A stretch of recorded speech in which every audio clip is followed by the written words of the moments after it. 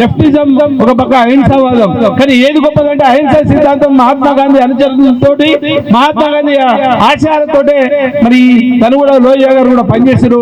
కానీ చరిత్ర పుటల్లో ఎక్కడ కూడా లోహియా గురించి పూర్తి స్థాయిలో మనకు భారతదేశ చరిత్రలో పాఠ్యాంశాల్లో ఎక్కడ కూడా లోహియా గురించి విడమర్చి చెప్పలేదు. అదే కాకుండా రామన్న లోహియాకు హైదరాబాద్ కు భాగ్యనగరానికి ఇంటర్లింక్ ఉన్నది. ఇక్కడ బద్రి విశాల్ పెట్టి అని ఒక సోషలిస్ట్ నాయకుడు ఉన్నాడు. ఈ రోజు కూడా లోహియా విచార మంచి తోటి సాయంత్రం 4 గంటలకు భాష యాదగిరి ఆధ్వర్యంలో ఒక రౌండ్ టేబుల్ సమావేశాన్ని కూడా నిర్వహిస్తున్నారు. ప్రత్యేకంగా ఈ లోహియా జయంతిని పెట్టడానికి ఇండైరెక్ట్ గా డైరెక్ట్ గా ఇన్ఫ్లుయెన్స్ చేసినటువంటి వ్యక్తి మా భాష యాదగిరినే.